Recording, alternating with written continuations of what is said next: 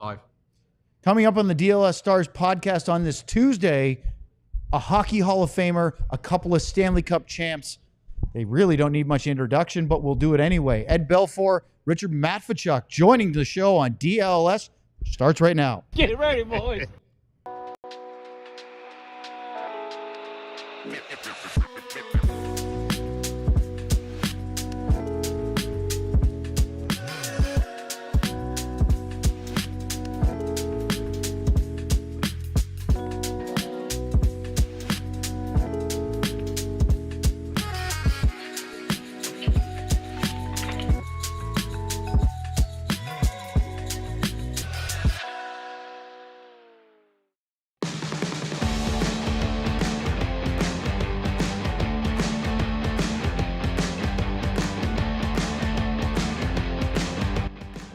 Our Stanley Cup playoff coverage is over, but it is still brought to you by Bud Light and by Happiest Hour. Bud Light, easy to drink, easy to enjoy responsibly.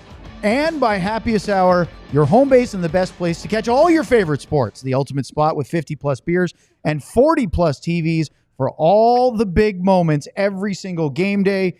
Happiest Hour, your favorite spot for Dallas sports. And before we get into today's show, we have to remind you about the $36 Die Hard Make Your Move sale, celebrating both the NHL and NBA drafts and free agency. It just started yesterday. $36 introductory offer, a huge year one Die Hard sale, and it will run at least through the 4th of July. So check out alldls.com/intro.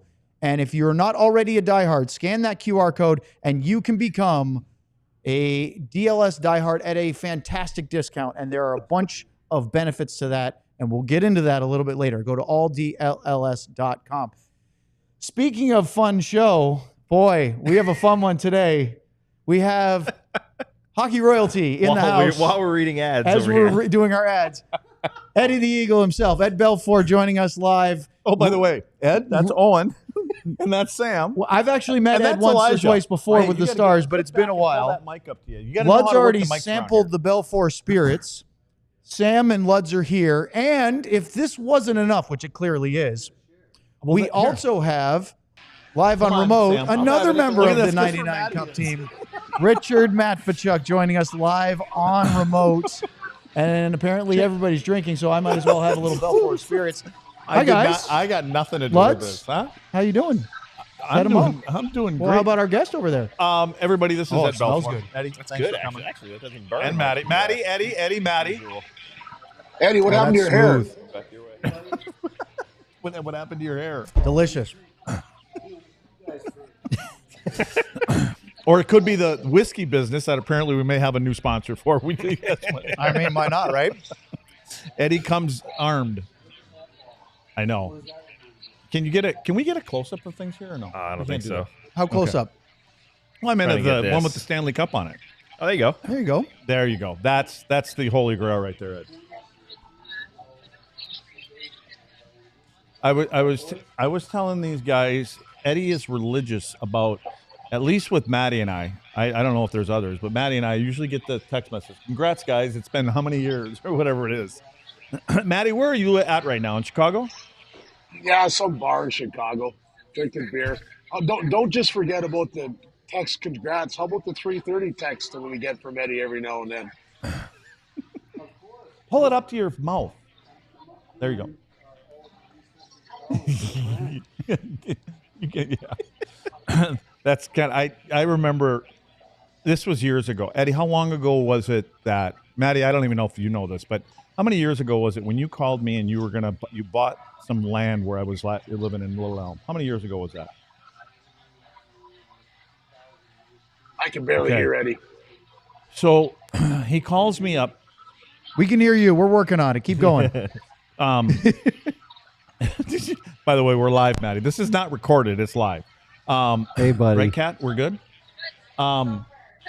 So anyway, what I was going to say is I get a call from Numbnuts over here, and he goes, hey, just want to let you know I'm buying 5 acres next year. I'm like, what? And I'm thinking, that's not good.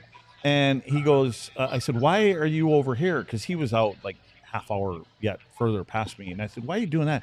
I'm starting a whiskey business or a distillery or something like that. And I'm like, what? And he says, yeah. And I said, Eddie, that's kind of like putting gas on a fire. And the phone was silent. Nothing. And he didn't say anything. He goes, what do you mean? I said, Ed, think about it. Gas on a fire. He goes, oh, good one, Luds. Like it was a little too fast for him. Of course. So anyway, it's been a long journey for you. It has been. Yeah. Hey, I look at it like my hockey career a little bit. Yep. I spent the first 4 years in the minors, trying to make my way up to Chicago and, up and downs of, riding the bus in the minors and traveling around the world. It's kind of been the same journey with Belfour Spirits. A lot of ups and downs, blood, sweat, and tears. And, I'm waiting for the call up. Oh, and why don't you take the show over, by the way? You ready to make? Don't let this guy run Well, it. I'm actually glad that Eddie brought up Chicago because I was going back and looking at some of your, years that you were there. You were in Chicago for over a decade with, both minor league team and then big club. Did you think you were going to be a Blackhawk for your entire career? Yeah. At some point that must have changed, but did you think you were always going to be in Chicago? 100%. My favorite team as a little boy from the time I was, 4 or 5 years old, watching Hockey Night in Canada with my parents back when there was only 6 teams. That was my favorite team. And, thank God I got to play for the Blackhawks and meet all my heroes, Tony Esposito, Bobby Hall, Stan Mikita. Became a Blackhawk in '87 after winning with the Fighting Sioux, 40 wins, 8 losses, NCAA champions. And Where was that at? Where was that at? University of North Dakota, North Dakota. Fighting Matt, did you ever Sioux. go to college? No, Matt, didn't you have the never- grades for those ones. No, couldn't get out of grade 12, Luds. Hey, but were you ever recruited by a college? I was. Walt Kyle actually recruited me. But I decided to go the junior route, ended up in Saskatoon, Saskatchewan there, and played in the Western League for 4 years. You know what is, Matti, we're I'm going to have to tell you about in Bud Light here, but we're 3 days away from the NHL draft, and we are going to be here for 3 hours. Wall to wall in round one. Yeah. Without a Stars pick, by the way. We're doing this live, folks, for 3 hours, and I'm just going to let everybody know right now, I know no players. I know nothing about any of the That's not players. true at all. Well, maybe one. You but we know don't at know least when- one. Huh? You know Blake Fiddler. I know, but we don't know if he's going in the first round. Right. You've heard of Matthew Schaefer. I know I've heard of him, but You I watched a couple of guys. Do you paid attention in Frisco when the U18s were here? You watched a little of it. Okay, I was going somewhere with this. Okay. I get so sidetracked. Matti, you were a first rounder. What I want to know is what we're talking about and all the hoopla. And this year's a little different for the guys, right? I mean, were you one of the guys that went to the location and all the scouts there, get introduced, come up on stage, or did that come in after you? No, it was. It was in Buffalo. Actually, Buffalo is kind of a special place. Not that that city drives me nuts, but I was drafted in Buffalo. We won the cup there in Buffalo. But I was one of those kids that's sitting in the stands, just waiting for your name to be called. I think I was ranked in that Central Scouting, somewhere in the mid-20s. It ended up going 8th overall, so it was a big surprise. But like in previous years, where you stand up and give your mom and dad a hug, and you see them crying. It was a great experience for sure. Did they come out and give you a jersey and hat and all that kind of stuff like they do now? They did all that? 100%. But you didn't go up on Yeah, stage, though, right? Oh, yeah. Oh, you did? Yeah, they did. You were a big dog. they He was did all 8th that. overall, Luds. Well, I didn't know that policy kind of Top of the stuff class. was, What year was was in that? play. I don't know. Matti, what year was it? Oh, God. 91. 91. Okay, I didn't know that was in play. So, Eddie, did you get to go up on stage? Hey, I think The only Hall of Famer up here. This is why I'm the only Hall of Hey, Famer. Yeah, Luds, he's been on stage all right. yeah, yeah. very undrafted. He was at Vinny's house on stage a couple times. That's right. I Very undrafted. Very proud of that fact. I would say so. Yeah, But that's probably who you are, though. yeah, it drives me for sure. Yeah. I watched the draft when I was 18 and hoping the Winnipeg Jets would draft me. Didn't happen. You are from Carmen. That's right. Very proud of it. So how did that work for you then, Ed? You don't get drafted. What was the By the next way, step? Yeah. he's in awe over here. Sam, can you believe this? Oh boy. You are his favorite player. No, No, it's true, right? It's Very true. you're his favorite player, mainly because of your antics. Not, I mean, he Also true. No, but I mean, like Sam is a forward when he plays. That's Sam grew up in New Jersey, Yeah. idolizing the Oh. Dallas, or sorry, cheering for the Dallas Stars, idolizing you. First ever NHL game was, Wow. I think, game 3 or 4 up there for Awesome. you guys. in Well, thank 2000. you. Yeah, Thank you. yeah. But anyway, before Luds Yeah. made fun of me, what's the next step for you there? So here's a fact that a lot of people don't know is I didn't make my high school hockey team. And I played a lot of other sports, so that's how I kept in shape. I played volleyball, basketball, even badminton. I so was obviously no other contact sports. Well, I played pretty contact in basketball, to be Okay. honest with you. Fouled out every game. So, but no, I didn't make my high school team. Stayed active. I actually was on the cheerleading team, cheering our high school. Yeah, I was. Of course. Where do you think all the pretty girls were? Right. So. Eddie, did you ever wrestle, Eddie? Oh yeah, every day. You know that. That's what the Dallas PD said too. Yeah. His biggest matches are with Hey, his kid. they couldn't pin me. But no, seriously, like I got my chance finally in the playoffs, like so many other times, to prove myself. I got called up during the playoffs when our team was down 2-0 against our arch rivals, the Winkler Zodiacs, and I got thrown into the game, game 3, and had a great game. We came back and won that game. He threw me in the net for game 4, won that game, so we tied the series up. And that was my big opportunity to show what I could do in the playoffs. Next year I played most of the games, and we won the high school championship. And then I got to play Tier 2 hockey in Manitoba with the Winkler Flyers. Played there for 3 years. Had a lot of people help me get to that point, both from my hockey standpoint and from my education standpoint, being eligible for a scholarship. That was my goal, to go play Division I college hockey, and I got an opportunity to play for the Sioux, and amazing. Played with Tony Herkus and Bob Joyce, and a lot of great players on it. Murray Barron. We had great coaching staff. Gino Gasparini, who Luds here had also. And it was a dream come true. John Marks, Dean Blaze, Kerry Eads, our assistant coaches. We went 40 wins, 8 losses. They call our team the Dream Team to this day. Not Luds' team, our team. Hey, Matti, in that vein, you got a chance to, after you get drafted, to go to, Minnesota. This was before the move to Dallas, but then also a little bit with Kalamazoo. Is that where you first came across Hitch? You know what?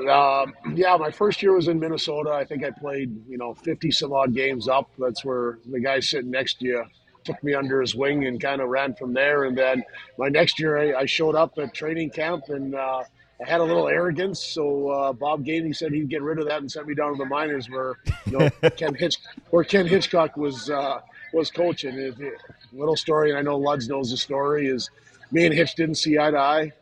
He told me I was an arrogant little POS that I'd never play in the thing, and I told him he was too overweight to ever coach. So we hit it off really well when we got down to Kalamazoo. But fortunate enough, in a bad way, Mark Tenorti broke his femur, and Bob Gainey stepped down. So he called me and Hitch and said, "You guys have a 2-hour flight to Minnesota, going back to Dallas. You guys figure it out on how you're going to make this thing work." Hey, so there's a little bit that you don't know, by the way. Go ahead, Owen. Set this one up. Set this one up for Matti. The whole, what was it, Lowell or something Oh, like yeah. Okay. So going fast forward now, you've played for the that? Yeah, this after playing for a long time, he gets sent Stars down. for a decade. You played for New Jersey. And then you missed almost the entire 06-07 season. I believe it was back surgery, if I'm not mistaken. Yeah. And Correct. then you're trying to come back. My first year in the AHL as a broadcaster was 07-08 with the Albany River Rats. And we crossed paths because you're playing for the Lowell Devils. And we were horrible. And you guys drew really well attendance-wise at the old arena for the Lowell Riverhawks as well. But actually, I liked that rink. It wasn't big, but it was perfect for what they needed. As I was looking through that, I get the sense that you had hockey left in your system, that maybe your body wasn't behaving, but you weren't done in your mind, your soul about playing the game. Yeah, I think they back then, I think they even have it now. They used to have this scouting thing called rink net. And I think my last report in Lowell was the boat is sinking, get out. But it was one of those things where my mind wanted to play. I had back surgery after my second year in New Jersey. And when I got sent down, Lou Lamorello, because of the salary cap, asked if I'd go down there and kind of just partake as a player coach. And it basically just wasn't there. My body couldn't do it anymore. It kind of shut down, and kind of tried the next year in Columbus on a PTO, but just my body was done. I think the way I played, it hurts, but it was worth every bit of it. How do you know that year? I don't even know exactly how. This is so Hitchcock too. So Hitch had called me then, and I never told you this. I don't, obviously, because I was just talking to Owen about it.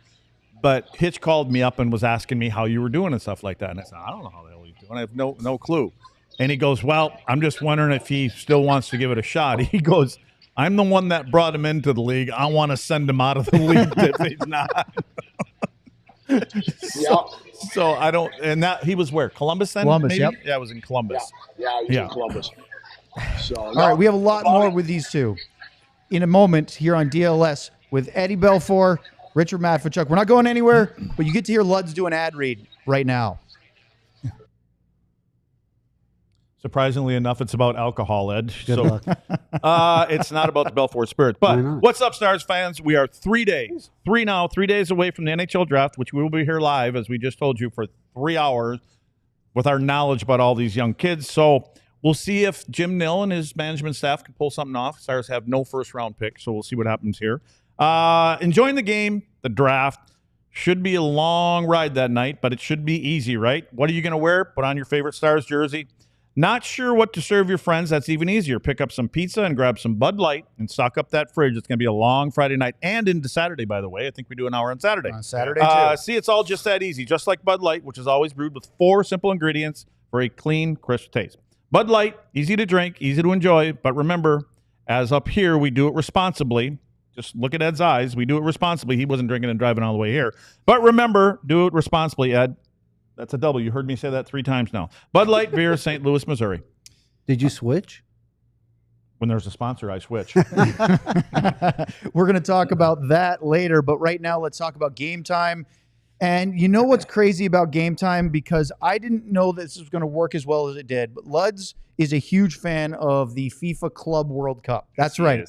I know it seems crazy, but he loves soccer so much. And Luds can get tickets through game time, but all of the Club World Cup games, 10% off exclusive zone deals. You name it, they have it. Plus, you can get tickets to any sporting event, whether you're planning your NFL trips for the fall, NHL, NBA, you name it, concerts, live theater, stand-up comedy. All that is available. You can get last-minute tickets at a discount, up to 60% off buying for all of those things. Plus, you save even more when you choose a section and let Game Time choose your seats. That's the zone deals. They have all-in pricing. You toggle that feature, and so you see up front with no surprise fees at checkout exactly what you're going to spend. And, of course, it is a guaranteed lowest price, or they will credit you 110% of the difference.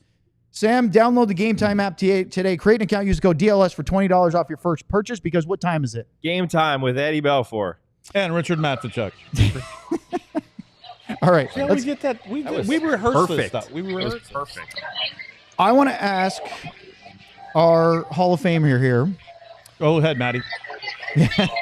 About Wrong Hall of Fame. goalie artwork for just a second, yeah. if I could, please. Elijah, do you have the photo of Eddie's mask? Because we all know your mask was iconic, not just when you played, but throughout hockey history. There's the eagle. That, I believe, is that the Olympic gold helmet there that was that, I think. But either way, I've always really admired this helmet or your general eagle design, because you can be in the last row in the nosebleeds and they know that's Ed Belfour. Yeah. Nowadays, the artwork on today's NHL masks, goalie masks, it's incredible. It's intricate. It's really well done. It's beautiful. But usually it's so small that you can't see it unless you're right up there. So if you're up in the 300 level, you don't necessarily know who that goalie is. Whereas you, Curtis Joseph, Patrick Lalime. I love the Marvin the Martian. So things like that. Like those are easily and instantly identifiable. And I wonder why more goalies nowadays don't do something where you can see it from a distance. Was that ever a part of why you put those there, or was that just sort of a happy accident that you have something that you can see from whether you're close up or really far away? It was more of a happy accident. When I was a rookie in Chicago, I had the old helmet and cage. You had to make the team first, and then they would, honor you with a mask. And Greg Harrison was the mask maker back then in Toronto. And, after my third year in the playoffs, I got called up right before the playoffs, and I got my chance. Just like I told you earlier, playoffs was always the most important time of the year. And I got thrown into the Minnesota series when we were down 3-1, 3-0 at the end of the first period, and Keenan came over and kicked me in the ribs and said, "You're in there, kid. Get ready." We came back and won that game. Started me the next game. We won that game too, tied the series up. I didn't play Game 7 during that series. Greg Millen did. God bless his soul, by the way. He's a great guy. But we won that Game 7 and then played St. Louis second round. I played all 7 games. We won Game 7. So that was my opportunity to show what I could do. And next year was my, outstanding rookie year, and it's played, I think, 75 games. Keenan started me and won the Vezina, the Jennings, the Calder and everything.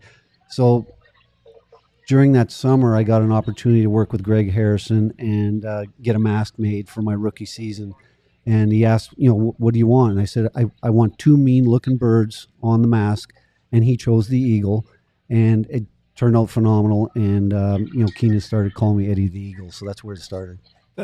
When you guys get and everybody, like, you pay for that paint job, or does the team take care of it? How does that work? The team took care of it, thank goodness. And, it stuck, and I loved it, and it progressed into the eagle that you guys showed just a few minutes back. And in the feathers, I ended up putting eagle in the feathers, and that was kind of a unique thing on each side.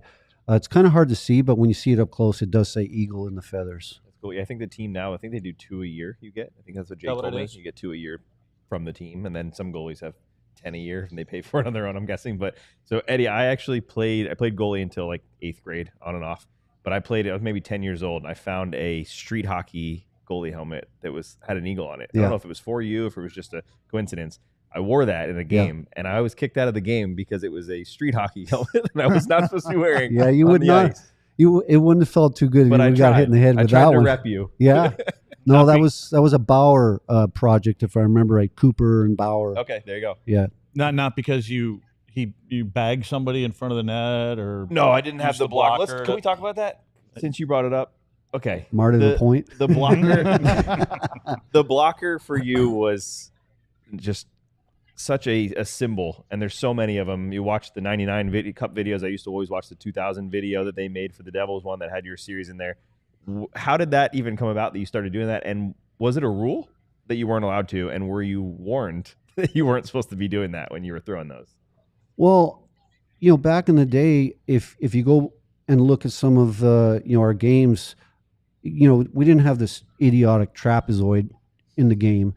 Goalies got out and played the puck. They went in the corner, and we were like a third defenseman back there, but we were fair game. So if you go back and watch some of my old games against Detroit, you saw Bob Probert running me almost, a couple times a game.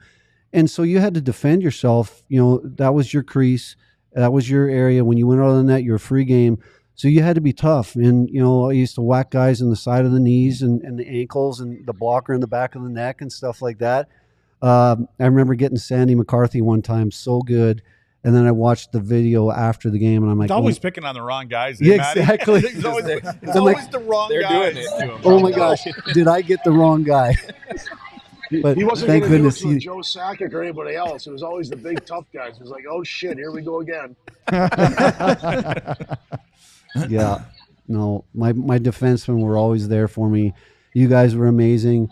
One of my, I guess fondest memories, but at the same time a little bit scariest memories was when I used to tell the guys, "Hey guys, Matti, Luds, you guys blocked so many shots, did it amazingly well."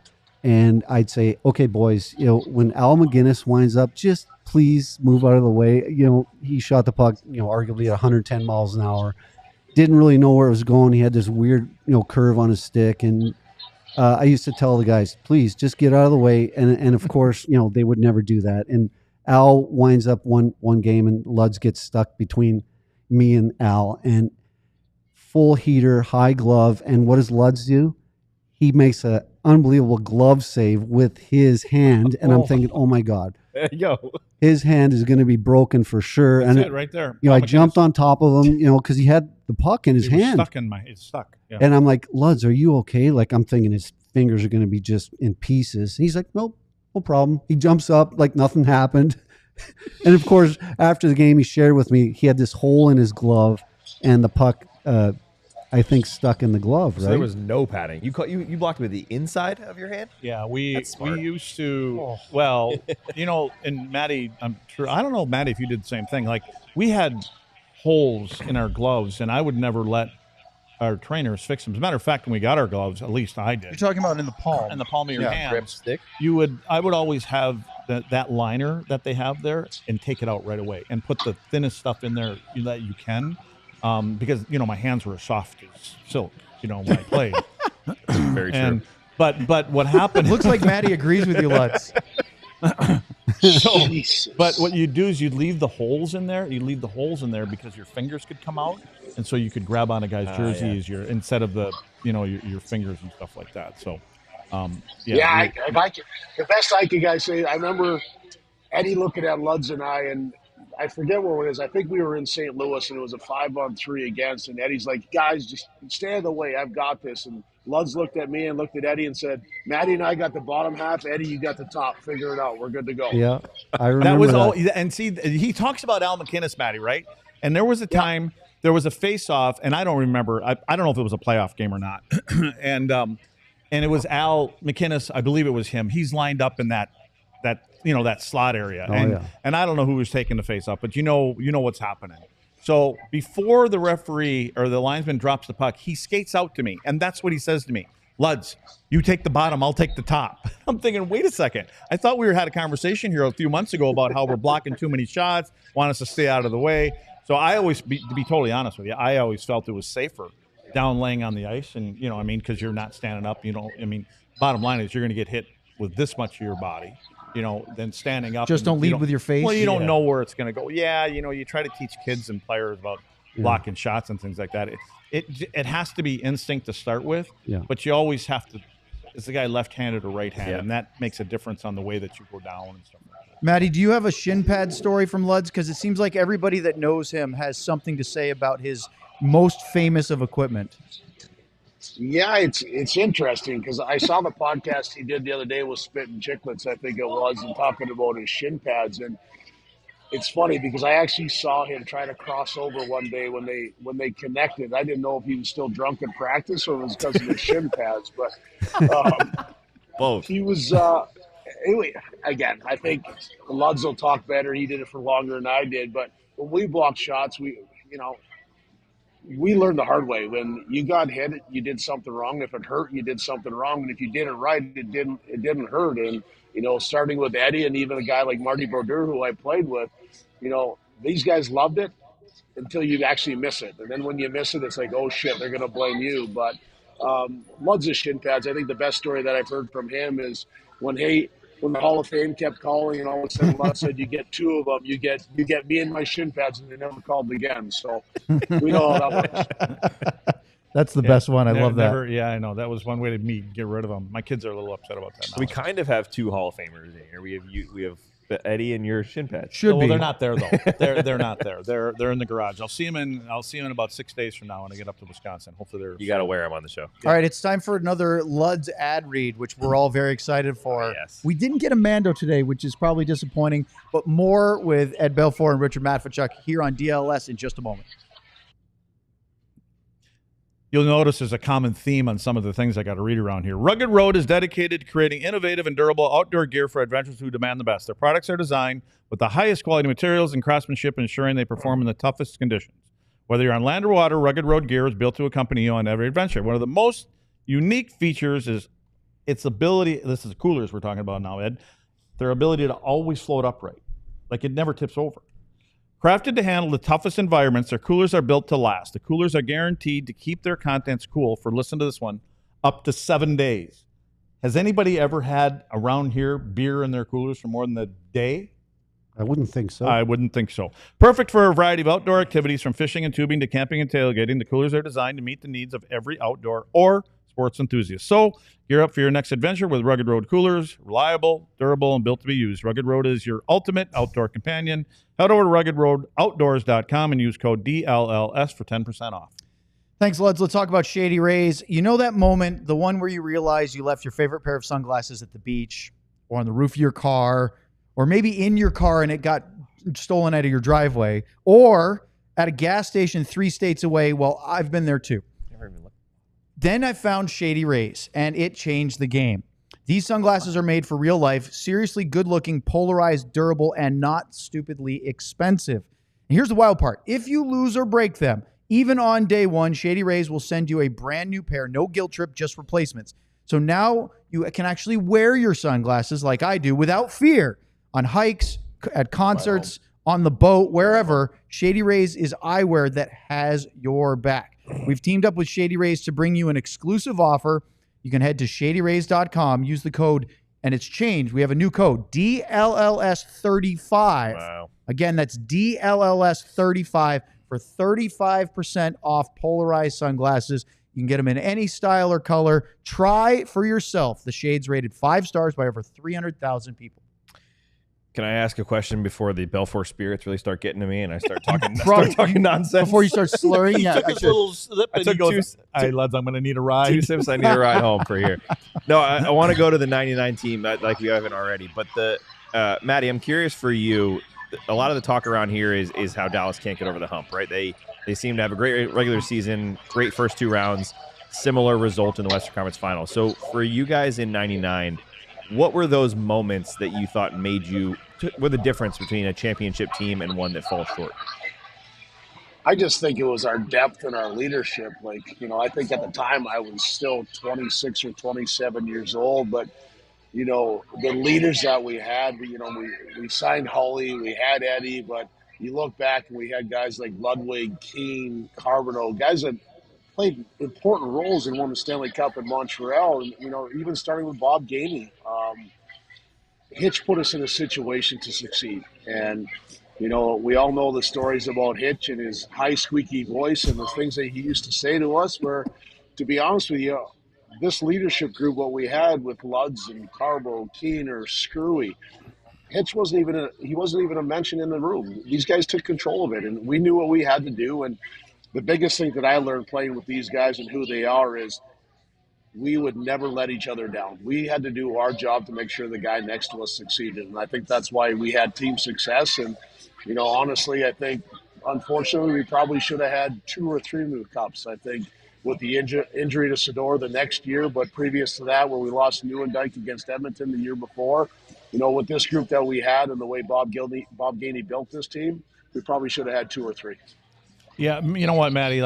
These guys are sick of hearing this stuff, and so is everybody that's listening to our show. But I'm going to go there again. No way. I talk about the games 1 through 82 are different than 83 and beyond. And I think the one thing about Hitch and Wilson, Jarvie and coaching staff and Gainey and everybody else about that is we played every game 1 through 82 the way that we were going to play in the playoffs. And so Dallas had a little bit of a speed bump here. They play a kind of, they score goals. That's kind of the way the game is now. But they had a speed bump going in. I think they lost, 6 or 7 of their last games? They lost 7 in a row. 7 in a row heading into playoffs. And, for me, it's always been about coverage in your own zone. And Eddie will talk about it too. I mean, how you play in your own zone. My thing is all the time, you've got to play the way you expect to have success in the playoffs, the way that you do in those first 82 games. And I think our coaching staff and Hitch, we did the same 2 damn drills, every single day. You know what I mean? And I don't know from Eddie's standpoint, there were times we talk about blocking shots, but I don't recall where we give up so many quality scoring chances. There may not be a lot of them, but there's the quality ones that happen. And I think that was the difference for me is you play your first 82 the way that you got to play to have success in the playoffs. Yeah, I agree with that, Luds and Manny. Like, and for me, looking back on it, and being a free agent in '97, looking at the team that Bob Gainey was putting together, he's the mastermind. He knows how to win, and you could see that when I was in Chicago. You could see the team that he was putting together in Minnesota. And then that was my first choice when I became a free agent. July 1, our call was to Bob Gainey. We wanted to be part of the Dallas Stars. I saw what Bob was putting together, and he put together a veteran team that has the experience, but most of all, the grit. Okay, you think back at our team during the regular season. We played every game like it was our last. We played defensive hockey, and if someone messed with Mo or Zuby, Hatch, you, Matti, all of us, Keener, I mean, we pounded the crap out of whoever did it, right? You remember Hatch breaking JR's jaw? Mm-hmm. Right. We had that grit. We had that camaraderie. If you're going to mess with our guys, you're going to pay the price. And that's what you need to win.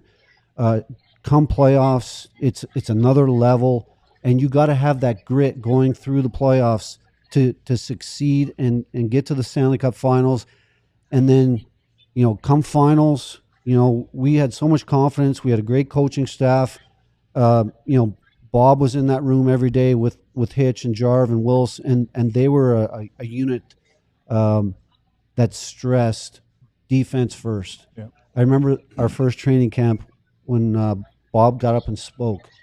He said, "Boys, we're going to play a system from day one, and whoever doesn't want to play that system, come see me afterwards because we'll take care of that right away."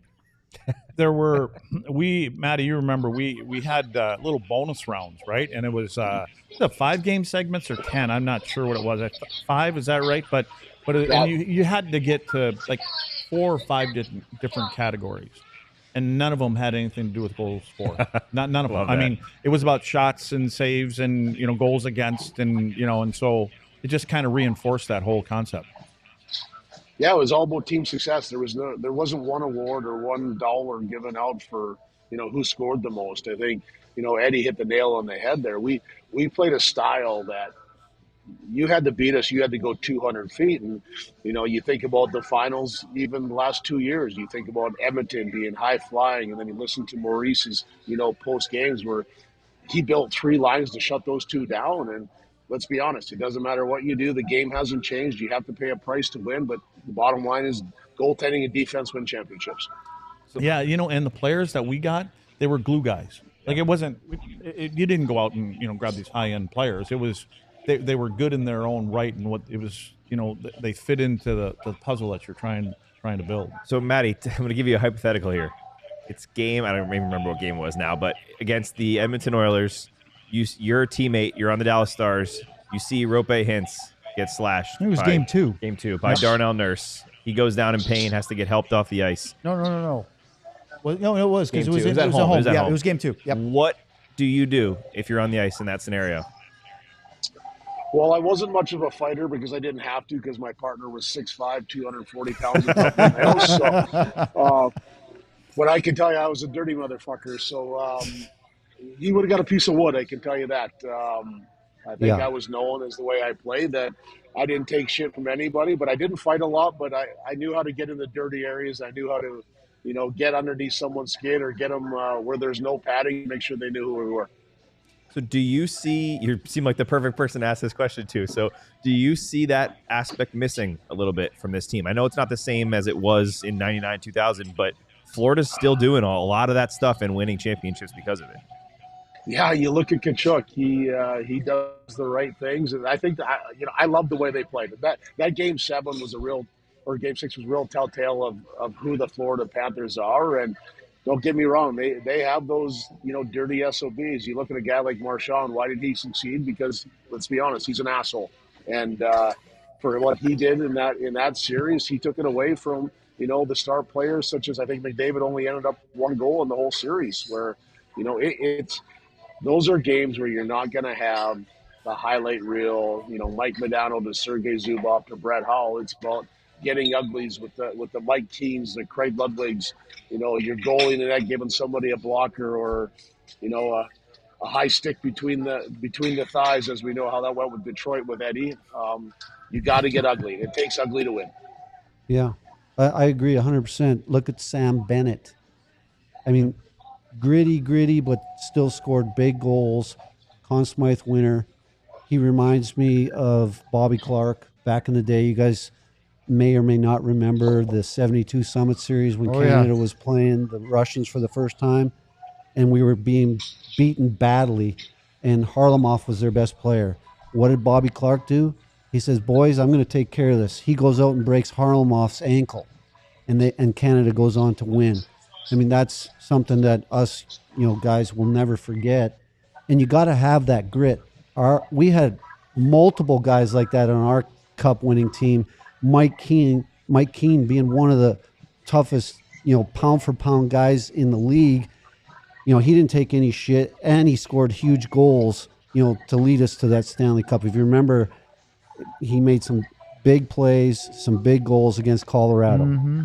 Hey, speaking of big plays, do we get time to play the Pete thing? You want to do that first? No, I don't care. Or do you want to I don't want to cut it off. No. Let's. Okay, so before we do that, speaking of the Florida Panthers, Luds, we were looking at something that I actually forgot that, Eddie, you played for the Panthers. Yeah. And Luds, you have a couple of things you wanted to bring up on that. Well, no. The reason that I saw that, Eddie, is because, this year we've got a new goal scoring champion, right? Or leading the pack. I didn't know. Did you ever play against Ovechkin? I mean, the guy who just scores from everywhere. Oh, yeah. Was it? I mean, why does he? I just knew he was going to be right over there, so I was already. Whoever had the puck was going to be passing to Ovechkin, so just be ahead of the play. So is that what? He had did that help? Yeah, of course it does. Well, can we get a couple still shots here? But he's got that shot like. See this like one here, Ed? It doesn't look like you're quite over there. This is Ovechkin in the white jersey. A little blurry. You see the stick? Yeah. The stick's in the way. It's going to hit the stick, deflect, and go in the net. It doesn't. He already knows it. He already knows it. It doesn't. It does it. Okay, well let's talk about that other spot over. That's his spot, right? Yes. Why? Now I've asked a lot of people about that. You remember Alme? And so I even asked Albie about this. Why does he always? And everybody knows where it's going, where it's coming from. So here's the thing. That one went in the net, by the way. Just like Holly. Okay. Yep. Holly had that quick release, but he had that curve on his stick, which would make the puck dip and dive and go on end. Ovechkin's shot is very, very similar to Holly's. So it just moves on. It moves. It curves. It dips and dives. And when they're that close to the net and they're shooting it over 100 miles an hour, it's, you're almost hoping it's going to hit you in the right spot. You got to be in the right spot. Yes, you can react to it sometimes, but you got to make a great save every time. Yeah, you played, I think, 9 games against him. You know how many goals he scored in 9 games? I don't know. 6. Well, he gets lucky. That's not 1 per game, right? That's how you got to look at it. That's right. So if you're that play right there, you see it's coming over to him one timer. You're seeing it. Are you seeing it at all? Oh yeah. You see it, but like I said, I mean, it's coming over 100 miles an hour, and it's going to move. It dips and dives, and he shoots it so hard and gets it off so quickly. Everybody seems, especially on the power play, everybody seems to try different things. There was times when they took them away. Is there anything that you would tell your guys or tell us and say, listen, give me this or take this? I mean, is there anything that would help you? Yeah, you know exactly what we would have done. We would have, taken that away from that team we were playing against. We wouldn't have given that option. We would adjust our defensive stuff, right, so that he wouldn't get that pass. I mean, so you're basically saying, let's take, at the time he wasn't the world's best goal scorer, but let's just take him away and let's live with options B and C. Exactly. I know that they tried that, right? And Carlson ends up being a guy that kind of stepped in that place. Then they had to start moving him around a little bit. Anyway, it's even crazier now, though, because what you're saying is like now watching him as a 40-year-old or whatever he is. Yeah. Back then, watching his clips, when I was watching the video you sent me, he's flying too. I mean, he was thin and fast back then. He was a thin, fast, Matty, highly dynamic player. Your last full year in New Jersey was 05-06, and he was a young emerging star. How tough was it to play against Alex Ovechkin back then? He was solid. Like, he kind of took over the role of basically what Jagger was when Jagger was at his time in his prime of, the solidness of their bottom half of the body. Like, they were just bulls. Alex was tough to play against because he could skate, and he did have a little, dirtiness to him. I compared him when he first came into a guy like Peter Forsberg, where he played the right way. And now, obviously, with his record, that when he broke Wayne's record here, but him scoring goals, and it's right. I think Eddie said it perfectly. The puck moves where, we could get down there and try to block the shot, but once it goes by one, it's going in the net. And, unfortunately, goalie, I think, as Eddie can contribute to here is you can get set for it, but you can't get set for where it's going to move to. And I think, the one thing where, Luds and I knew from when Brett Hull was out there was when Hawley looked at the net, we knew he wasn't shooting. So whenever it was going to go from, say, the top down to a flank from Zuby to Hawley, if he was looking at the net, we knew playing against him in St. Louis that he was never going to shoot the puck. But when he looked off, he was going to shoot it every time. We have a lot more to get to, and we have something that Luds he's been planning this for a while. He wants to ask you, Ed, right after this. Hey, hold on. I want to mention Wait, something. we're going to a break, Ed. This is live. We do this. We got to do things. You can mention it. You got You're 40 not running seconds. the You got show 40 right now. seconds if you Go want to ahead. mention it. Oh, do you? Yeah, you got 40 okay, seconds. It's got to be short. Ovechkin, okay? He's So still stuck on Ovi. much different game, during his era than Wayne's. Okay, so many power play. I mean, go back probably and count how many of his goals were on the power play. A lot. Right, a lot. And how much room did Ovechkin get in today's game compared to when Wayne played? Oh, yeah. I mean, Wayne played during an era when guys got killed around the net. I mean, Chelios would relish, Wayne being close to the net because he could just kill him. And, he didn't get much room. So think about that. And a much different game is what I wanted to make a point Here, of. Ed, have a drink. Up next, more with Ed and Richard here on DLS. Let's Am I talk not- about being a not diehard right? for 2 minutes here. We're I going mean, to talk think about being a about diehard. No better time than right now to become a DLS diehard with the NBA and NHL draft sales going on. You can become a diehard for year one for $36. That includes all the goodies you already know about, a free T-shirt, physical diehard card, which I got to get. I don't have my diehard card. How do you not have a I card? wasn't here when you guys got them, obviously. I was either in Edmonton You're or missing Denver out. or I mean, some other it's country. Laminated. Yeah, Luds has one. I got to get a nice card so I can get into the clubs around here. But you get your diehard card, you get 20% off on all apparel. You get no ads when you're trying to read articles by me or Sean or our Cowboys or Rangers, Mavericks, everybody on the whole team here. We also have some special trips coming up. As Luds knows, the DLS Cowboys crew is headed to Las Vegas for a Monday night football game against the Raiders. You like that I know what team that was in Vegas? I know. I'm just surprised you didn't call them the Oakland I know Raiders. other sports. No, they were Oakland when they were playing on the baseball field. But you can head to Vegas with the crew. You guys can, as Bobby said on the Mav show, you can party and you can do all the things that you're not going to bring home with you back to Dallas or from wherever you come from. We also have plenty of new shirts Vegas for sounds DLS like fun, stars. Luds. We got the Otter shirt last coming out that the boys here got. Matti? Beautiful shirt with the Otter on it. We got some Finnish Mafia shirt, which is one of our biggest sellers. We have the Finisher. We have the Wyatt Johnston shirt. We have the playoff shirts, which is the Captain and the Moose.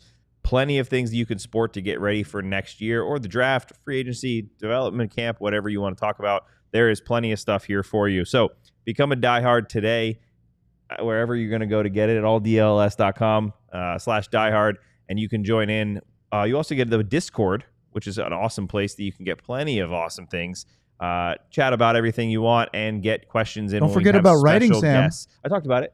We can never talk enough about your writing. You weren't listening. If I you want to read my wasn't, articles, become a diehard. Let's talk Longest 2 minutes. for a minute. I have to do that every show. I know, it's crazy. Yeah. Proud of you. Let's talk about goaltending with Ed. I know this is a shocker, but specifically Jake Ottinger. We have a couple of things we want to ask you about. First and foremost, did you hear the Otters' better chance during this playoff run this year? Yeah. And what did that make you feel? Because we all know about Eddie's better. Yeah, no, that's something I'll never forget for the rest of my life. Dallas Stars fans are amazing. They right there 100% along the way. And, hearing that chant just gives me chills. And hearing them chant This for will Otter, take the chills away. it does. especially on those cold nights. But yeah, I was so happy to hear those chants for Otter. He's a great goalie. He's done a great job for the Stars, and Kind of a franchise goalie. for sure. They get treated pretty well, don't they, franchise goalies? Yeah, I think so.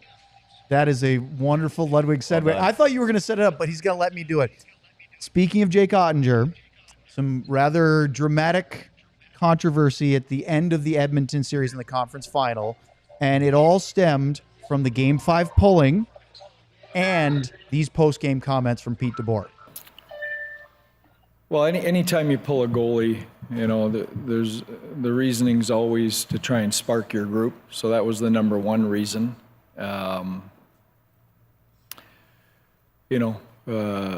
had talked endlessly in this series about trying to play with the lead, and obviously we were in a 2-0 hole right away. And you know what? I didn't take that lightly, and I didn't blame it all on Jake. But the reality is if you go back to last year's playoffs, he's lost 6 to 7 games to Edmonton, and we gave up 2 shots on 2 goals in an elimination game. So, it was partly to spark our team and wake them up, and partly, knowing that, status quo had not been working, and that's a pretty big sample size. Well, oddly Close enough, every time. I brought this up to Eddie last night. We were talking, I think it was last night, whatever it was, and he took a different route than I thought he would. Really? Yeah. So Let's hear it. Well, I mean, it's what he just said is all true. He's just speaking the facts. In the heat of the battle, coaches make decisions. It happened throughout my career. It's part of being a goalie. We hate being pulled, first off. I don't think there's a goalie out there that enjoys being pulled. It hurts to if they do, they probably shouldn't be a goalie. Right. It hurts to the core. But listen, it's part of the game. You be a pro and you support your team after that. Yeah, of course we're pissed off. We want to be in the net helping our team win. But coaches do it for those reasons that Pete just mentioned. It happened to me a lot with Mike Keenan. And he did it to me in the Stanley Cup Finals. 2 goals. I got pulled, I think it was like 9 minutes into the game. I mean, to this day, I'm still upset about it. And we lost that game badly. I think if he would have left me in the game, we would have won that game. I think it ended up being a shootout, like 9-7 or something. I gave up 2 goals, quick goals like that. He pulled me. But you get on the bench, you support your team because it's about winning. And he's doing whatever he thinks at the moment will help spark the team to a win. And you got to be a professional. You get pulled, you got to have thick skin, and you get your mindset. Like for Keenan, he would throw me back in the game sometimes. So I couldn't, exit the game. I had to stay focused and be ready because he might throw me back in there, and you got to get back in there and do a good job. Daryl Sutter was the same way. And, Hitch pulled me a few times too. The worst pulling I ever had was out of a 2-2 game. Oh, no. That was not fun. Anyway, it happens. But Well, let me ask you this, though, Eddie. It's the aftermath. It's the season's over. That's the final game. yeah, What are you expecting, or are you expecting, to hear from the coach the next day after the game, 2 days later, to talk about? I mean, nothing. You don't want anything. No, it's over with, and you can't do nothing about it. For me, I try to look at all the time, like, what did I do wrong? How could I be better to help the team next time? And I was always very critical of my game. I go back and watch tape with Leon and other video coaches that I had throughout my career, and I would always analyze, how do I be better? And that's my advice to Jake, is just, look at your game. How do you be better? And same with any other goalie. And that's how I always improved every year. And I got better every year to the time I finished my career with Florida. I was better every year. Luds, that was when we were talking about it after Game 5. I remember asking you, how do you think Eddie would have handled it? And I told him this. you said, I said he wouldn't even leave the net. Well, that might have happened. You didn't hear him. That might have happened at the moment for sure. Matty, let me ask you, everything that you're hearing, does this sound like the same guy? How about stop the puck? You don't get pulled. It's pretty simple. There you go. That's true. Coming from a coach. Do a better job. Jesus Christ, it's not rocket science. If it doesn't go in the net, you stay in it. That's true. Hey, Matti, from a player's perspective, did you ever get a lift because a coach pulled your goalie when you were playing? Yeah, 100%. It's as a coach, you're hoping it's a momentum changer. If it's the right decision or the wrong decision, well, you know what? You're going to have to live with that decision. I think, from Pete's standpoint, the poor bastard probably lost his job because of this decision. But, like Eddie said, you got to be professional. You go sit on the bench. You do your job knowing, you know what?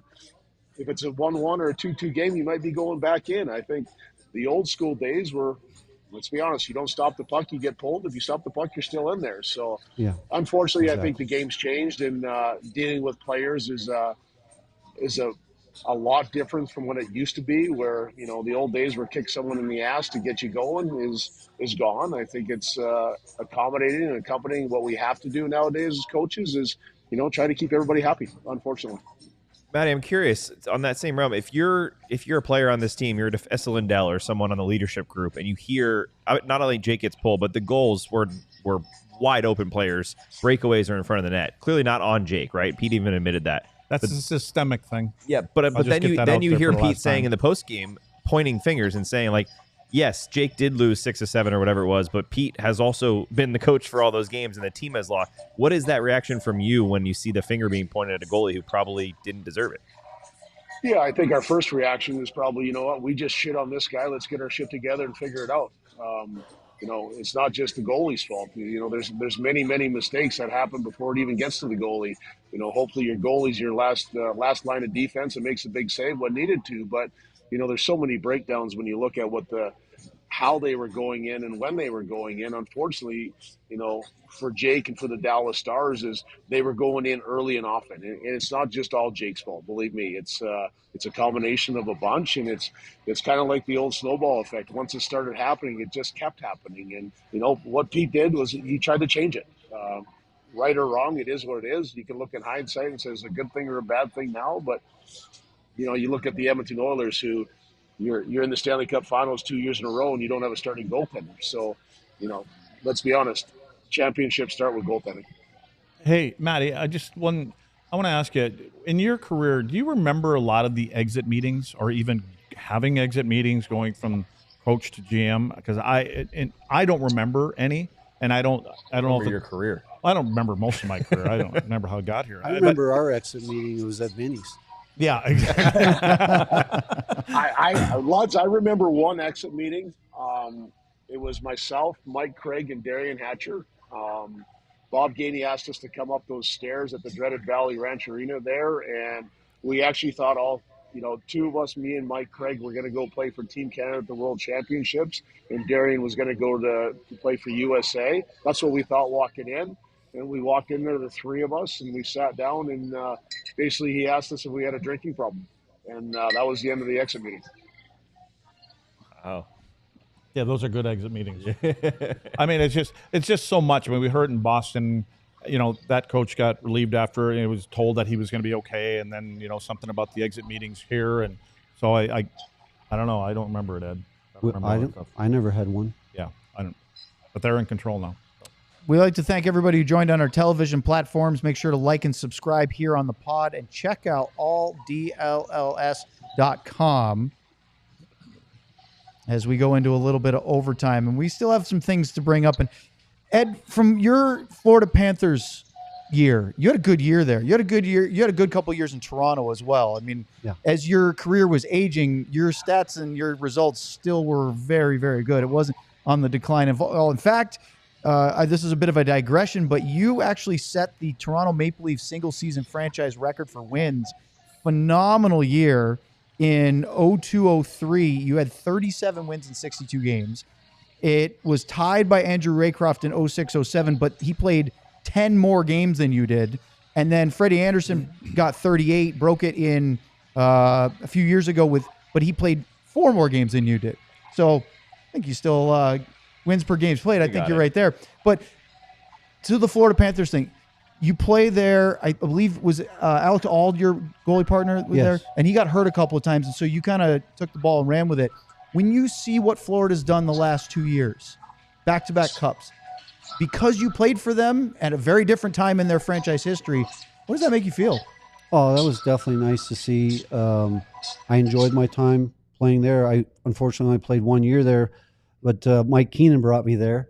A lot of people don't know that. He was ousted after he signed me, and Jacques Martin became the GM coach. I didn't play very many games the first half of the year, and it was looking like we weren't going to make the playoffs at all, even close.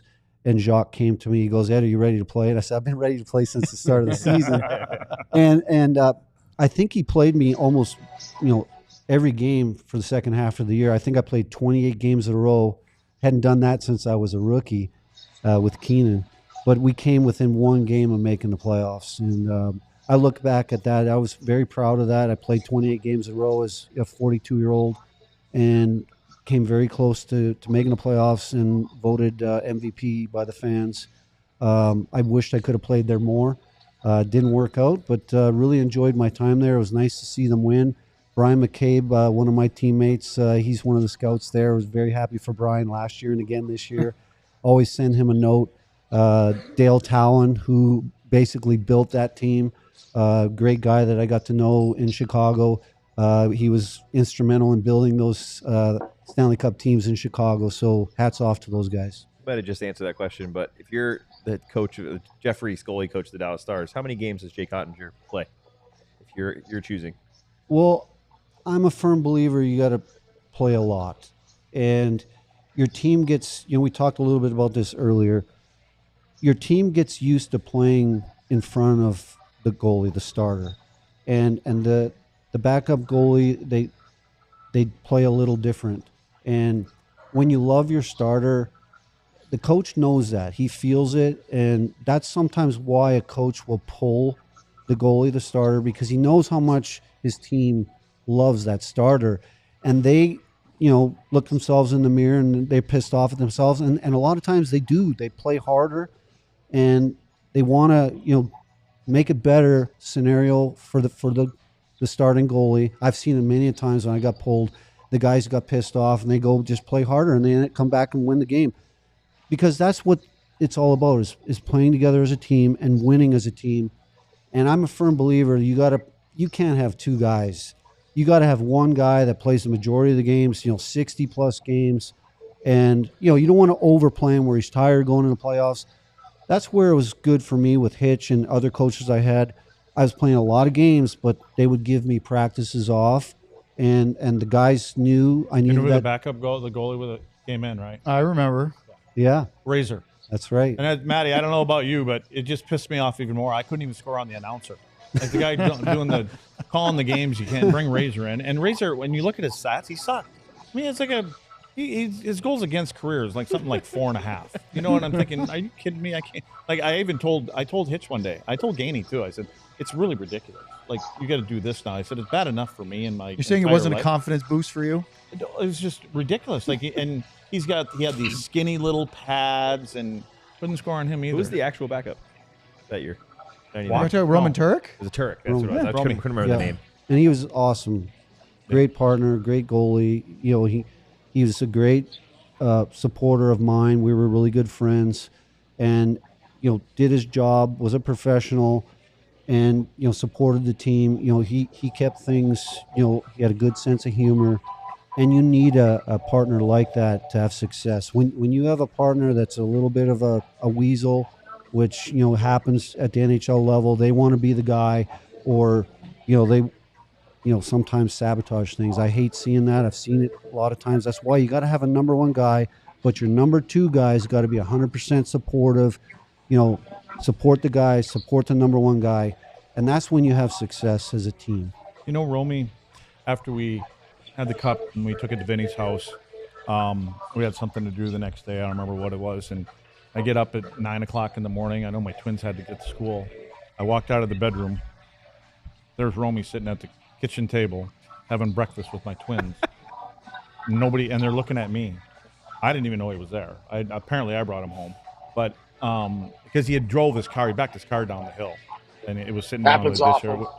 Yeah, see, it was off of Vinny's. It was down at the bottom of a gully. And the tow truck was there, so he just came home with me. But Romy was just sitting there. I wasn't speaking English, but had no idea what he was saying. And Romy, and he's exactly what Eddie said. Just that guy. He kept his mouth. You know, knew what his role was, and Yeah. So, First class all the way. And, you know, I was happy to see him have some success in St. Louis. You know, if I remember right, we played them, and I think they beat us 4-1, or maybe it was 4 straight. Romy played a great series, and I think all of us were happy for Romy. Hey, Matti, when you see, as Luds is talking about Stanley Cup celebrations, you see how Florida is really whooping it up, back-to-back cups. I think they've earned every second of it.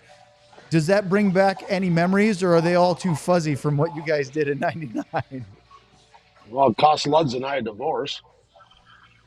No, there's so many did he memories. just say I'm the not D sure. word? Yeah. I believe so. I think that happened when he came to Eagle. He came to my hometown and bought a house No. there, and I had nothing. Absolutely I not. honestly had nothing to do with that part of it. I think he tried to make up by buying a Mercedes or something like that, and then he drove that into a ditch just before he even got to the house to show it to her. So anyway, keep on going, Matti. Where were you going with all that? Kind of like the same weekend you ran my brand new jet ski into the bridge in Eagle River, and we thought you died. But we'll go on from that. Let's talk about the Stanley Cup. I did total his Sea-Doo, though. I ran it into a bridge. Yeah, I A did. bridge. Yeah, it was on the 4th of You didn't July. see it coming? No, I Well, lived the it. bridge I moved lived just 100 after. yards from it. He's trying to go under it. It was a little. The seas were. What does he say? The seas were Seas choppy were that angry day. that They were day. angry that day. They were angry that day. And let's not go wrong. Besides knowing that same weekend you drove your motorcycle straight through the woods and didn't hit a tree, but we won't get into those conversations right now. We're talking about the Stanley Cup.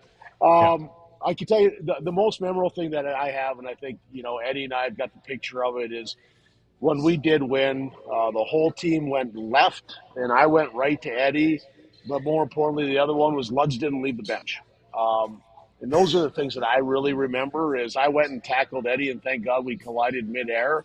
But after Eddie and I kind of got up and we headed to where the team was, Luds was still sitting on the bench, looking there, going, I literally never "Is this left really the bench. happening?" So those are the fondest memories. I think, thank God this show isn't PG, because we can talk about, Eddie throwing the Stanley Cup into Vinny's pool, Eddie dropping the Stanley Cup, getting off the plane. It goes on and on. Did you see that, Sam, about what happened on the ice last week? Oh, the broken one? Yeah, the Panthers somehow broke the cup on the ice still. Not dropping it in a pool or off a plane. It was still during the on-ice They hadn't celebration even left and had a the huge celebration. chunk ripped off the top of it. It's Hey, not Luds, that- do you think anybody's following their wives like Zuby did at the country bar? Oh God, what are we doing here? Where's this going? I was going to try to get Zuby on the show too. Forget it now. Yeah, no, yeah, that was different. Here, I want to sweep change that gears one right as under the fast rug. as possible He was here. ready. No, I do want to say this about Florida. I mean, again, credit to those guys. They're having a great time. In this era, to be able to win back to back, it's not easy, right? But there is part of it that I don't like. There's part of it where they're kind of throwing Edmonton under the bus. Oh, yeah. I mean, again, I'm thinking if you're an Edmonton Oiler, and again, you got there 2 years in a row. Yeah, you got beat 2 years in a row by a hell of a hockey team, but you will use that as fuel going into next season. But I mean, some of the things, I don't think they need to go that far. Let me ask all three of you, because you guys have lived this, but we constantly, from a entertainment side, are begging for NHL players to show more personality, because that sells, that drama. And I only compare you to the NBA, because the NBA is quite good about having off-the-court squabbles in the press that then stirs drama and whatever you want to call it, it attracts fans that way. There is sort of this weird hypocrisy of, we all say we want more from the players, from the NHL guys. We want to see their personalities. We want those conflicts. And then if a player does come out of that shell and say stuff, then some people then criticize them for speaking out. I don't like that, because we want you to be entertaining. We want you to sell the game. So as much as I understand, Luds, exactly where you're coming from, I don't want to step on players who are trying to show their personality, because I think that's good to sell the game. I'm just saying towards their opponent. Yes. Everything else, They're not I'm allowed okay to anymore. You know, our era, we had the tough guys. The tough guys had personality, and then you had, you know, the guys that were, you know, the guys who got under the other team's skin. The fans absolutely love that, and they love when, you know, I'm chopping a guy in the side of the knee and giving them a blocker. They're not allowed to do it anymore. I mean, if I played in today's game, I probably wouldn't. Don't say going to jail. Well, that would probably happen every game. No, So get suspended. Yeah, you don't have to be playing for that. I wouldn't finish a game. I would imagine. Are you a fan of Jordan Binnington? Heck yeah! I was gonna say that. Friggin' love it. I mean, you gotta have Did he the. cross the line I mean, sometimes, though? no. This is a tough, rough game, and it's very intimidating. That's the history of our game. You know, hitting, you know, cross-checking, you know, fighting, and the fans love it. I remember playing in Chicago and playing against Minnesota, the old Norris division, you know, St. Louis, Detroit, Toronto. 10,000 fans would show up for the warm-ups. Oh, yeah. Because they're excited to see what was going to happen at center ice. And it did happen a lot of times. The fans love it. You know, you look at the warm-ups nowadays, guys are laughing, Well, they're kneeling down, talking to each other. talking to each other. I mean, if that happened back in our day, there would have been a fight in the locker room. You know, why are you talking to the other team? For sure. Hey, Matti, you were around when the Pavel Bure Shane Churla incident happened. And Oh, I get it. I'm going to let you finish that. I had our GM, who's not here today, and he's kicking himself because he would have loved to have gotten to be in person with Eddie here. Wait, but before you finish that, I got that video like 2 days ago. It's probably where you saw it. yeah, I took a still shot of it and I sent it to Charles literally 3 days ago. And it was the shot where Charles is on his knee. I'm standing over his shoulder. oh, you're looking talking at to the him. ref. Yeah, talking to the ref. Yeah. So I sent that picture to Charles, and his reply to me was, "Luds, that looks like you and I trying to find our room keys at 3 a.m." See, Go ahead. I was amazed after watching that he was able to get up like that and not Bambi leg, and because he got absolutely. I mean, it was a total That cheap was a shot. cheap shot. But you drilled Bure. Watching it At again, the other end you of the got a rink. great hit on him, and then Charles came in and got a secondary hit on him. I mean, I would imagine the next time you played the Vancouver Canucks, Matty, that the fans were clamoring to see think what he was was going to sick. happen. Bure was sick. I That's think. how. Hey, back in those games, that's how the game played. You Oh, of course, we lost him right then and there. Oh, right. at We'll the get him right perfect- back. So, Eddie, when you watch that stuff, I mean, you don't want to see. There he There he is. There he is. Was Start that- over. did the waitress knock your computer off? Can't hear you. Turn your Matty. sound on, I Matty. think he muted his Are mic. you mute? Matty, you're mute. He can't hear us either. Can he see us? You're on mute. That's the best We part. can't hear you. Are you muted? Oh, he just hung up Uh-oh. on himself again. This is what overtime's all about. That's what it's Yeah. all about. So while we figure him out, you don't want to see players get injured seriously because of dirty, cheap shots, No. right? There's obviously the celebration of hits like Scott Stevens used to do, which nowadays would never be allowed in the sport. There he is. We can hear him I don't again. know what happened. I got you now. All right. Yeah, there you are. Say everything you said on mute again. Well, you guys keep muting me. Eddie keeps muting me as usual. No, I just quickly and refresh there. Everybody, you had to pay the piper, and it goes back to if it was churros and the Bure thing, or it was Hatch with Roenick. Eddie said it right. When you played the Dallasstars, you didn't have just one guy to mess with. You had a group of 20 that eventually someone was going to get you. Yeah, exactly. But you didn't have to do that. You guys had that as a weapon in your arsenal. But you also had, 6 or 7 Hall of Famers. I mean, you were a team that could play anyway. Yeah, exactly. And, that's, credit to Bob Gainey. Bob was a mastermind, and he knew, he's done it, how to win. And he put together the type of players that have that grit, and you got to have that grit to win. And obviously we had a great coaching staff. That coaching staff is going to get you through the regular season. The veterans we had, but come playoffs, that's what Bob built our team for, was the playoffs. I'm so glad you brought up Bob Gainey, because we already heard from Matti about his very entertaining relationship with Ken Hitchcock. What was yours with Hitch and Gainey? What was your relationship like with those two guys? You know, Hitch, he gave me the space I needed to do, you know, what I needed to do. I remember him pulling me in the office one day, and he's like, Ed, I need you to practice, you know, every day. And and he wanted me to practice hard. And I'm like, Hitch, you know, I'm playing 60 plus games. I go, do you want me to be good in practice, or do you want me to be good on the ice during the game? And that's when he got it. And he's like, okay, I get it. And he would let me not practice. Oh my God. I love the look. Eddie had this subtle way of letting Hitch know on practice days that the drill sucked. So we're doing a warm up drill. It's the first drill of practice, and I'm naturally not paying attention. And all of a sudden, I hear Hitch yelling at me, and so I had to go over. I said, "What's up?" He goes, "What's Belfour doing down there?" And I look down at the other end of the rink, and Eddie's not in the net.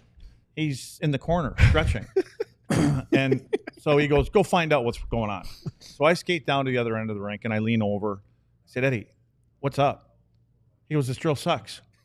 I'm like, "What?" He goes, "The drill sucks. I'm not going in the net."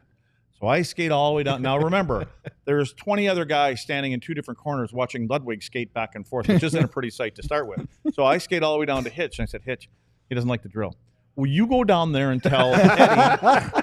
So I skate down to the other end of the rink again. I bend over. I said, "Eddie," I said, "Dude," he goes, "I ain't going in that. You go tell Hitch." I go back down to the other end of the rink again. I said, "Hitch," and same thing happened. One more time, I go down there, Ed. I skated back to Hitch, and I said, "Hitch, just change the drill. He's not going in the thing." He goes, "I'm not changing no drill for him." Well, he's not going in the net. He blew the whistle. I think he had the guys just change sides, the same drill or something like that. And then Eddie skated back in the net. But that's the power that you have when you're at Belfour, right? Yeah. I mean, and I think Hitch realized that. Why does Matti keep on going in and out? I'm sure his internet his bill? Wi-Fi at he's the at a bar is bar, fantastic, right? Oh yeah, Bart. Well, it is getting close to happy hour. Where is he in Chicago? Yes, it's our same time as us. Okay. Yeah. All right. So anyway, that was. But Eddie, I mean, again, don't head coaches for the most part realize to leave their starters alone? Honestly, Oh, he's back. yeah, in most cases they do. Yeah. And you know, when coaches start messing with the number one goalie, that's when you're going to have major problems. So you guys can ask Matti something. I want to ask you, Ed, one other thing I wanted to ask I've you. got more for Matti too. Can you, Eddie, can you explain the relationship? I think today probably more so than maybe back in our day. How important is the goalie coach? Well, as you guys know, we coached together with the Allen Americans, and I was the goalie coach there. And You just told me to leave him alone all the time. pretty much, I mean, you let them figure it out on their own. I was lucky. I had Vladislav Treček as the goalie coach in Chicago, arguably one of the best goalies ever to play the game. How fortunate was I to have Vladdy as a goalie coach? Vladdy would come in, every couple of months. He would work with me for a week, and we work on, drills and stuff. And he was always about hard work, but then he would leave me alone for a few months and let me figure it out on my own. I'm a firm believer that goalie coaches nowadays overcoach the goalies. They're always, in their faces, on the ice with them. That's the wrong thing to do. When you're out there on the ice, is your goalie coach, during a game, is he out there with you? No, you're out there by yourself, and you got to figure it out. There's going to be things that happen during the games, and you got to figure it out on your own how to win. And you got to be your own best, friend, your own goalie coach in the end. You got to figure things out and try new things and develop your game. That's what was probably one of my best attributes was, learning to be better every year and getting better every year. And that's from being that way. That's interesting because Jake Ottinger always talks about his embarrassment of riches. He's had the best goalie coach, the best backup goalies, the best starters in front of him. Maybe that's hindering him a little bit. Maybe he does need a little bit of that on my own, figure it out when it's game 3 and we're down 2-1. I'm a firm believer in that. And I went and watched video all the time and would work with Leon. He always knew, what to get ready for me. I'd watch, a little bit of tape, and then he'd put a highlight reel for me. And, I'd watch the goals against one time. I knew what I did wrong. And then I would watch highlight videos of myself all the time, because you got to be your own best friend. Okay. Do we have Matti audio back again? Because he's been in and out a little bit. Matti, can you hear us okay? Yeah, I'm here. I got you. Okay. I just want your reaction to one photo that we have. And Elijah, if you would put that one up. We've heard this story from Luds, but what do you have to say about that poster? Wow, that's pretty good. I'm impressed. 5 guys. Well, like you haven't seen it before, or what do you mean? What's that? You probably still got it hanging on your wall. Yeah, signed by every one of you. Absolutely, it's hanging on my wall. I'd be crazy not to. I forget, what did we used to call ourselves, Les? There was a name for the 5 of us. We had jackets made, and you'd never put it on.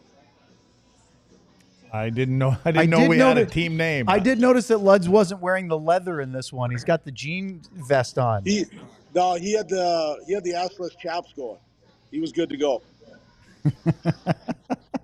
Okay, one more for you, Matti, and then we are running out of time. But what was it, the unfulfilled hockey desire that you had from playing that got you into coaching? Whether it was your run with the Allen Americans, the ECHL Missouri, then going into Prince George in the WHL, and now you're coaching the U16s. Like, it clearly is a big part of who you are.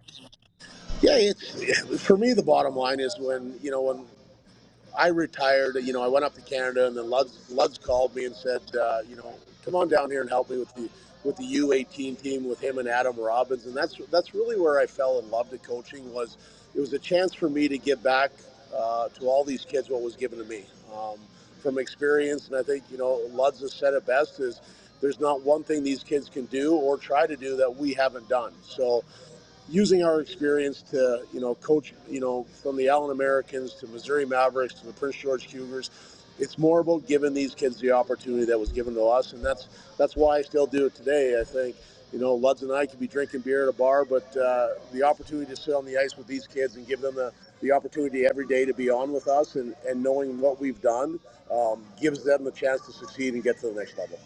It's more about do what we say, not that we did. Right. Yeah, 100%. Yeah, 100%. Well, speaking of that, aside from your very fascinating relationship with Ken Hitchcock, is there anything that you took from Hitch that you use as a coach now? Well, I think Hitch knew every player, just not on the ice. He knew them, more importantly, off the ice. He knew exactly what we did, where we went, and he was taking us for coffee, but he knew our families, he knew what we did, and I think that's, for me as a coach, I've taken that, using that experience to know what these kids are, from what their girlfriends' names are to what video game they're playing, because I think the game's changed. And like I said before, of kicking a guy in the ass and telling them they suck, but they better get better, it's not there anymore. You almost have to coddle them and make sure that they trust you. And if they trust you, they're going to play harder for you. All right, one more that I have. If you guys have anything else for either, please, we can make our producer be more happy about us just stretching it out. But Hockey Hall of Fame class was announced as we were doing our show today, and we have a Hall of Fame member here with us, which is always wonderful. But the 2025 Hockey Hall of Fame induction class will be in the builder category: Jack Parker, longtime Boston University coach. I'm going to butcher this in French because I do not speak it, but it's Danielle Savago. You're more of a French speaker than I am.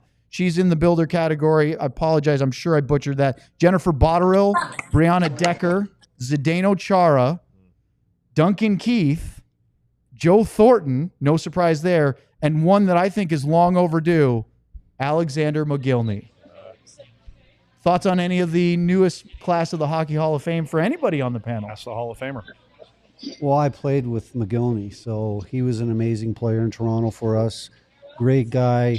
Great team guy, obviously unbelievably skilled, and it was a treat playing with Alex. So congratulations to Alex and the rest of the inductees. I'm very happy for the one thing I would say about that, Eddie, is what took him so long to select him. Well, I mean, there's a lot of guys that should be in the Hall of Fame that get overlooked. I mean, look at JR just going in last year. I'm very happy for him, and there's a lot of other guys. Steve Larmer, was another guy that I play with in Chicago that should be in the Hall of Fame, and I'm hoping that he will, sooner than later. And it's a tough. There's so many great players, so it's hard to choose. And I'm happy for Jennifer Botterill. Her father, Cal, was my sports psychologist. Wow. So great Boy, guy. did he have to earn his money. Oh, trust me, guys, I used everything that he taught me as a rookie in Chicago. Mike Keenan brought him in. I used it throughout my career.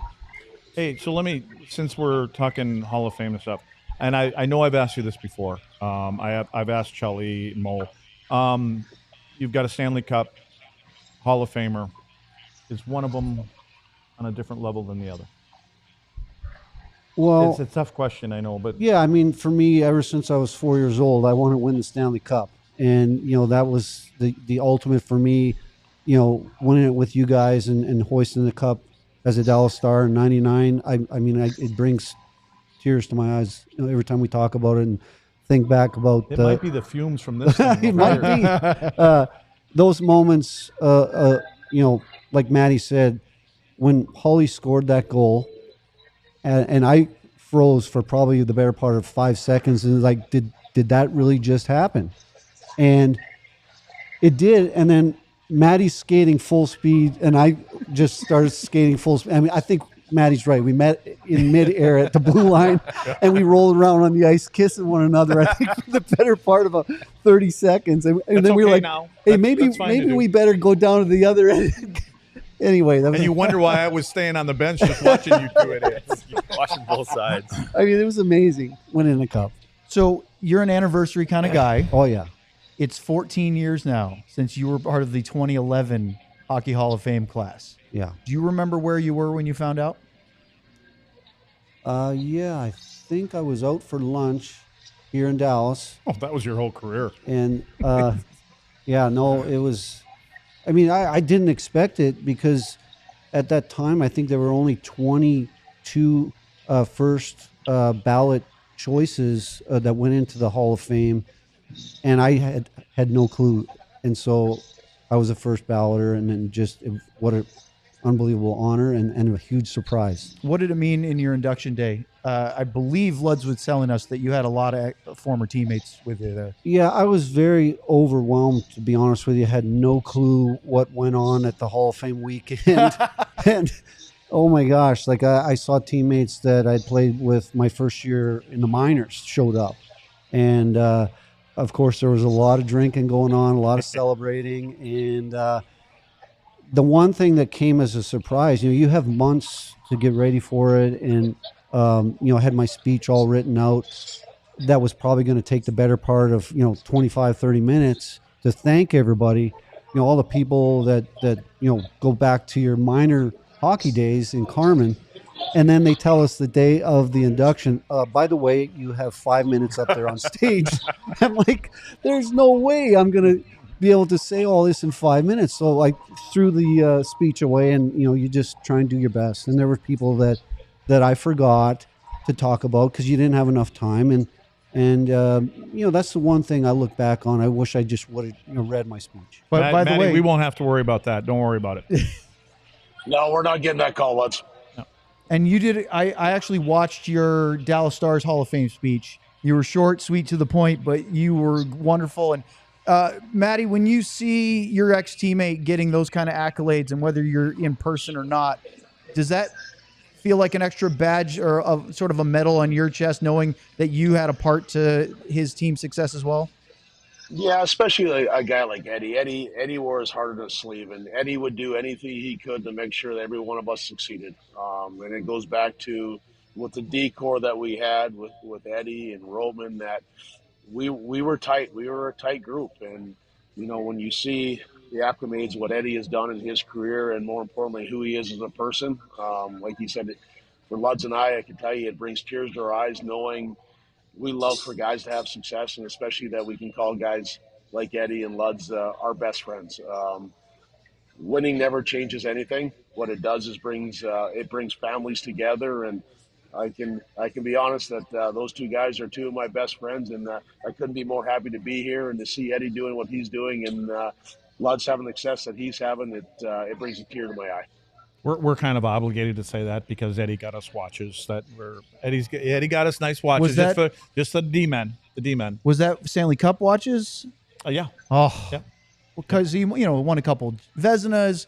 I think he won 4 Jennings. He's got an Olympic gold medal, I believe, from 02, was it? Yeah, with you up in Salt Lake City. I did have one more question for you, Ed.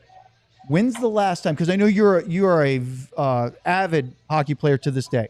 Luds always talks about you jumping on the ice with the alumni skates.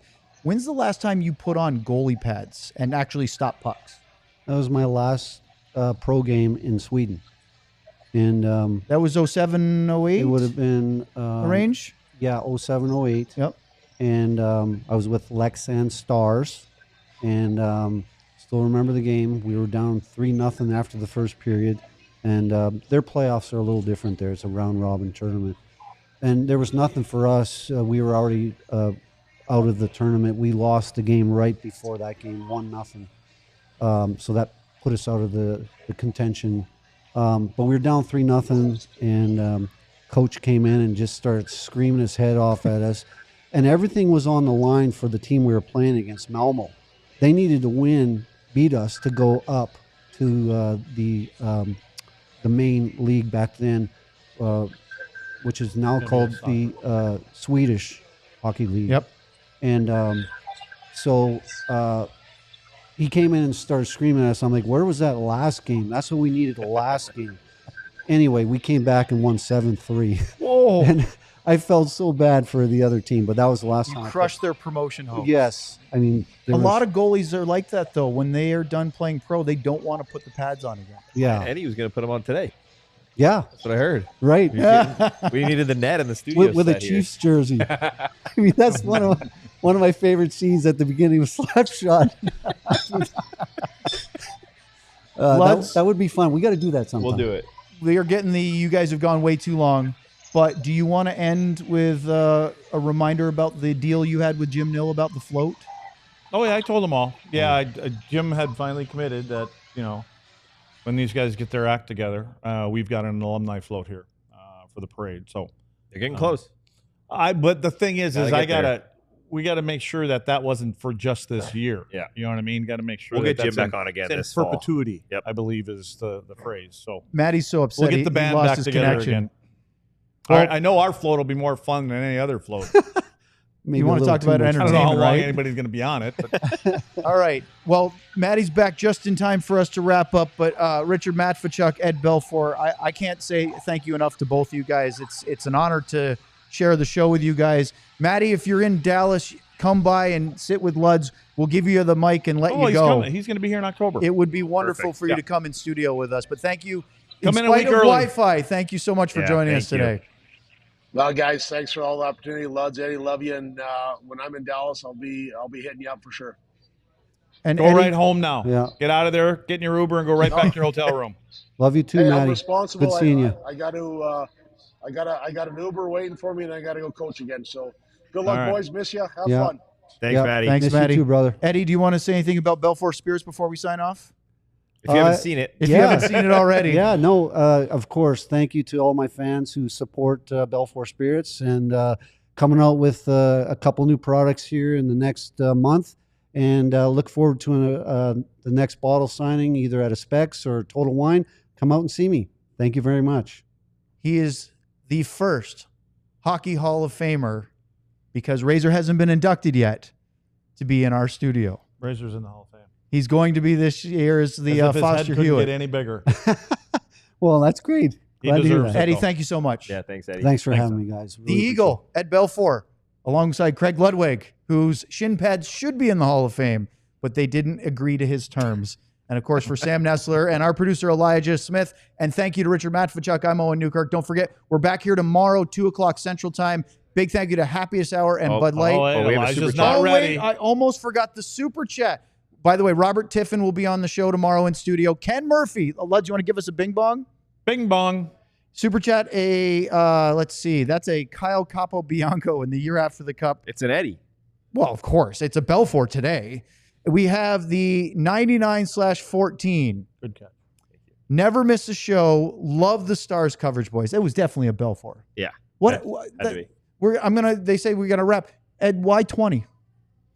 That was Vladislav Trecek's number. And so when I got traded from Chicago to San Jose, I switched my number from 30 to 20 to honor him. And, we're still great friends to this day. And if we talk about Otter getting pulled, Tretiak got pulled pretty notably once Let's get Eddie and in a pretty Tretiak important game. Yes, So he's still angry to this day about that. He is. thank you for watching DLS, and we'll see if Elijah's still happy with us by tomorrow. 2 o'clock, we'll be here with Robert Tiffin in studio. Thanks for joining us today. We all silly like the mayor.